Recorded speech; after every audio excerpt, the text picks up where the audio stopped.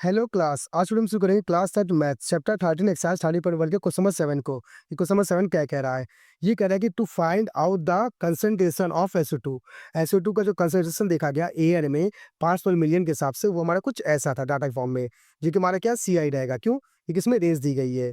हाँ कि ना? अब साथ में ये बोल रहा है कि the data collected for 30 localities in the certain city, मतलब कुछ शहरों के कुछ जगह से ये डाटा लिया गया है और कितनी जगह है 30 है। तो हम कह सकते हैं हमारी क्या दी है, फ्रीक्वेंसी दी गई है। ठीक, तो हमको सीआई और फ्रीक्वेंसी मिल गया है। तो हम कह सकते हैं कि आगे कह सकते हैं कि भाई कैसे सॉल्व करेंगे। अब इसे बोला गया है कि मीन फाइंड करना है कंसंट्रेशन ऑफ SO2। हमें मीन निकालना है। मीन के लिए फॉर्मूला हमें पता है, क्या फॉर्मूला हम यूज करते हैं, हमें पता है वो यूज करते हैं स्टेप डेविएशन, डायरेक्ट मेथड या फिर एज्यूमिंग मेथड। तो हमें सबसे बेस्ट लगता है कौन सा, एज्यूमिंग मेथड।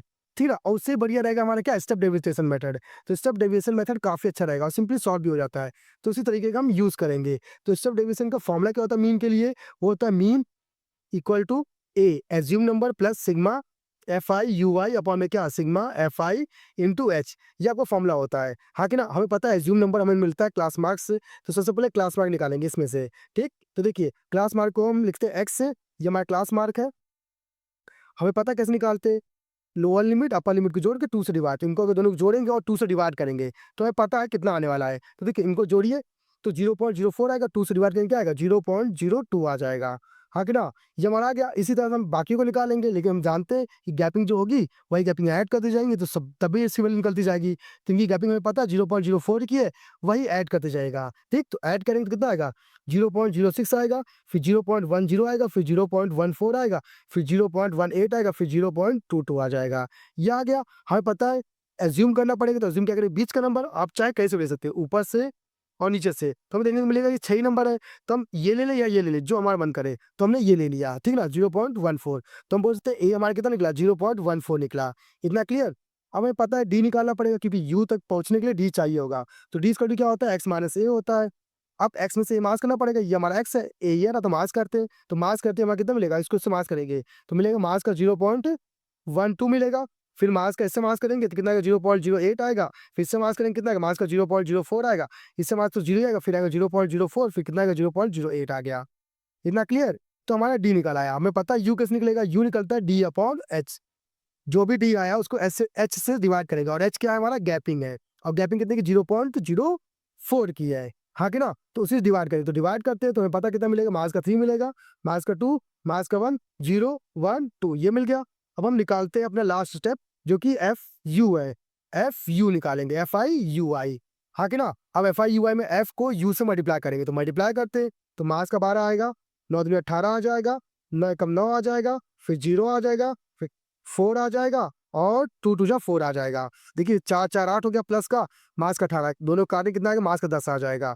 मास का 10 ये, मास का 12, मास का 9, तो मास का क्या मिलेगा, 31 मिलेगा। तो हम बोल सकते हैं सिग्मा FI/UI कितना निकला, मास का 31 निकला।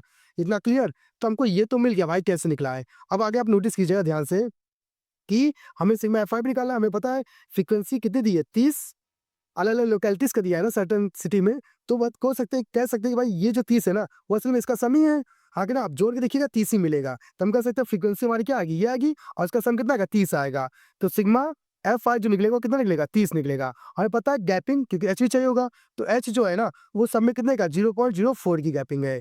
इतना क्लियर? तो सारी वैल्यू आपको मिल गई, बस आपको पुट करना है। तो देखिए मीन इक्वल टू ए की वैल्यू कितनी है, ध्यान देखिए, ये रहा 0.14 प्लस इसकी वैल्यू कितनी देखिए, मास का 31, फिर अपॉन में 30, ठीक है, इंटू एच कितना, 0.04 है। इतना क्लियर? अब आप नोटिस करेंगे ध्यान से इसमें कुछ चीजें कि भाई यहाँ पे पॉइंट हटाते हैं, नीचे जीरो बढ़ेगा, तो कितने बढ़ेंगे, 2 जीरो, तो 2 जीरो बढ़ा लिया। 4 से मल्टीप्लाई करेंगे तो 4 जा 4, 4 3 जा 12, ये आ गया। प्लस माइनस माइनस का फिर क्या आएगा, 0.14 आ गया, अपॉन में सी ट्रिपल जीरो, ये आ गया। 3 से काटेंगे, 3 3 3 4 जा 12, फिर 3 जा 3 पॉइंट लगेगा, जीरो आएगा 10, 3 3 जा 9, फिर 3 3 जा 9, ऐसे आएगा हमारा, ठीक ना?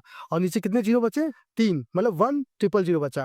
हमें पता नीचे जितने जीरो होंगे ऊपर उतने नंबर बाद पॉइंट लग जाएंगे। तो देखिए 1 2 और एक नंबर और, तो 0.04133, ये आपका आ जाएगा। आगे ना माइनस का कितना, 0.14।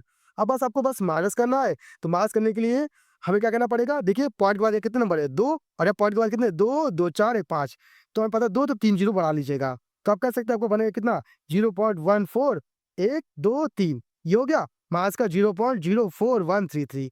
अब जैसे ही आप इसको मास करेंगे तो मास करते ही आपकी वैल्यू कितनी आएगी 0.09867 ये आपकी वैल्यू आ जाएगी और इस तरह से आपका मीन निकल आएगा। इतना क्लियर? आई होप आपको समझ में आएगा भाई कैसे सॉल्व हुआ है। अगर आपके पास मैथ्स से रिलेटेड कोई प्रॉब्लम है तो हमारी वीडियो में कमेंट करके हमें बता दीजिएगा, उसका सॉल्यूशन आपको बता देंगे। तो आज की क्लास के लिए धन्यवाद।